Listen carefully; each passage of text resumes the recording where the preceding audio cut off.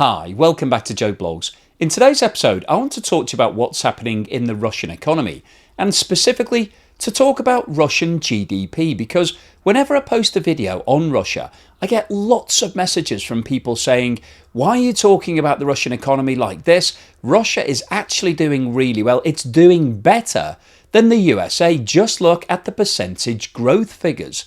And when you do look at percentage growth, Russia is doing okay because it grew by 3.6% in 2023 and 2024, which at face value is higher than what the USA has grown by. It's grown by 2.8% in 2024. So if you're comparing those two figures, you may surmise that Russia is doing better than the USA. However, percentages are very misleading because you always need to have a look at the underlying figures. You need to look at what the base level is, because if I'm paid $100 for doing a job and you're paid $10,000 and you get a 1% increase and I get a 5% increase, am I doing better than you?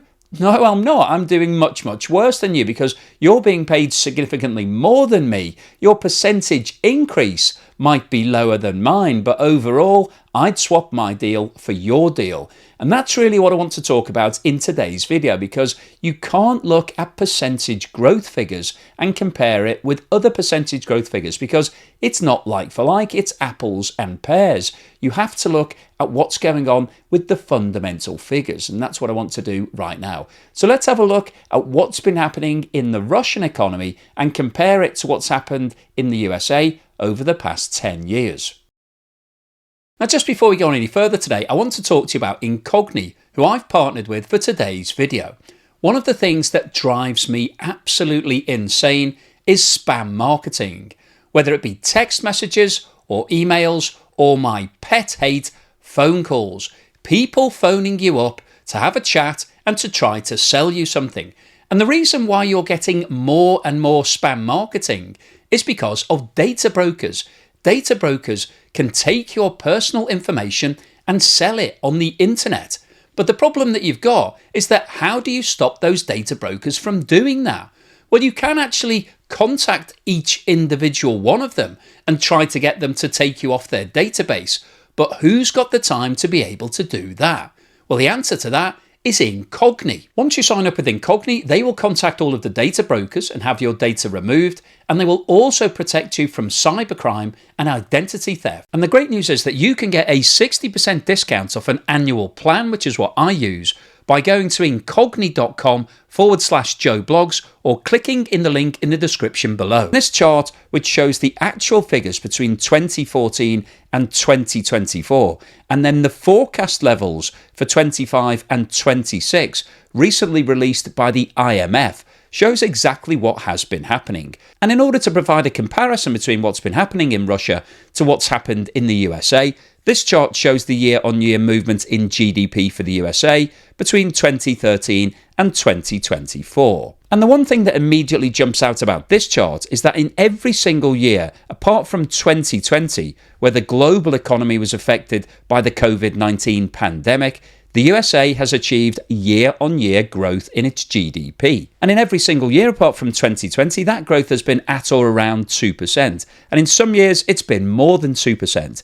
And the thing with GDP percentage growth is that it's cumulative. So if you think about 2013 being the starting point here, if we had an index of 100, if you achieve growth of 2%, then at the end of that year, your GDP has grown to an index of 102. If you then achieve a second year of 2% growth, then the index grows to 104. And if your economy continues to achieve 2% growth in GDP in every year over a 10-year period, then the index would increase to more than 120. So this shows that your economy is growing year on year. And that's what's been happening in the USA over the past 10 years. And you can see that the fall as a result of the COVID-19 pandemic in 2020 of 2.2% in GDP was more than offset by the corresponding growth of 6.1% in 2021. So what we're seeing here is a very healthy economy that's growing in every single year. If we now have a look at what's been happening in the Russian economy over the past 10 years, you can see that it's a very different story. In 2014, the economy grew by 0.7%. However, in 2015, it actually contracted by 2%. And that was as a result of the fact that Russia invaded Crimea in 2014 and it faced a lot of sanctions as a result of that action. So it saw a reduction in its global trade and therefore the companies paid less tax and GDP started to contract. And that 2% contraction in 2015 more than offset the growth of 0.7% in 2014. So over the 2 years, the economy actually contracted by 1.3%. So if you think about that index of 100, rather than in the situation we talked about for the USA, where it was growing by 2% each year. So in 2 years' time, the 100 has expanded to 104. Over the 2 years between 2014 and 2015, the Russian economy actually went backwards. So that index of 100 would have reduced to 98.7. In 2016, the Russian economy grew by 0.2%, so a very small amount. And again, if we're looking at the index, that would have only had a very small impact. It would have grown to 98.9. So the index was still lower than it was at the start of 2014 by the end of 2016.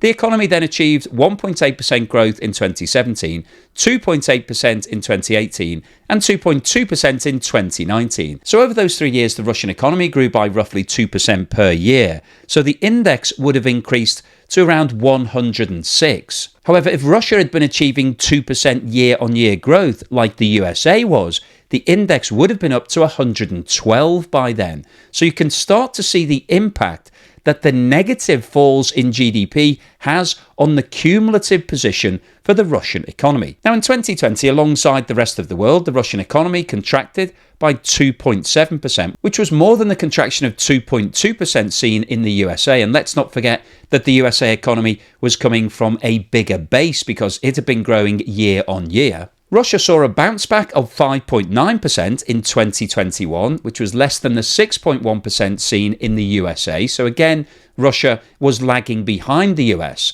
And then in 2022, the Russian economy contracted again by 1.2%. And that was obviously as a result of the significant sanctions that were put into place against Russia, and also the fact that it lost a lot of business through the lack of gas sales and the reduction in oil sales in that year.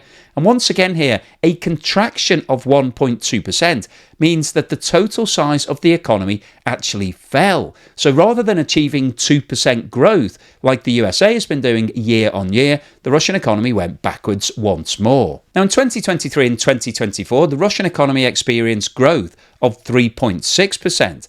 However, the problem that Russia has is, as we've just discussed, that's coming from a lower base. So it's easier to achieve a higher percentage growth figure if you're looking at a smaller number than it is coming from a bigger base. However, even with the 3.6% growth achieved in 2023 and 2024, because Russia has had significant setbacks over the past 10 years, it's seen its GDP falling in 3 of those years and also seen lower levels of growth than 2% seen in the USA in other years. The cumulative impact of these movements is that the index for Russian GDP has only increased over the last 10 years to 115 compared with over 120 for the USA. So despite the fact that Russia has seen higher growth in the last 2 years in percentage terms, in total growth terms, the Russian economy has grown at a slower rate over the past 10 years. So what's the summary and conclusion today? Well, I wanted to post this video because, as I said right at the start, I get lots of messages from people saying the Russian economy is actually one of the strongest in the world. So I wanted to go through the details as to what's been happening in the Russian economy over the past 10 years, not over the past 10 weeks or the past 10 months, because that's misleading in itself. And what we've seen from today's analysis is that over the last 10 years, the Russian economy has actually gone into decline in 3 separate years. The first of those was back in 2015 as a result of the sanctions that were applied against Russia following its invasion of Crimea. Now, in history, that wasn't really given a lot of press coverage. If you think about the amount of coverage that the invasion of Ukraine has had over the past 3 years and compare it to what happened back in 2014, I would bet that quite a lot of people watching this video didn't even know that Russia invaded Crimea at that time, because that invasion only actually lasted for 3 days because Ukraine wasn't in a position to defend itself. It didn't have the support from the West, and so it basically had to capitulate. It gave over all of the land to Russia, and it's been occupied since that time. And reportedly, that's what President Putin expected to happen when he invaded Ukraine itself. However, obviously, that didn't happen. It didn't last for 3 days. It's lasted for more than 3 years, and it's had a lot of press coverage, so we're all fully aware of what's been happening.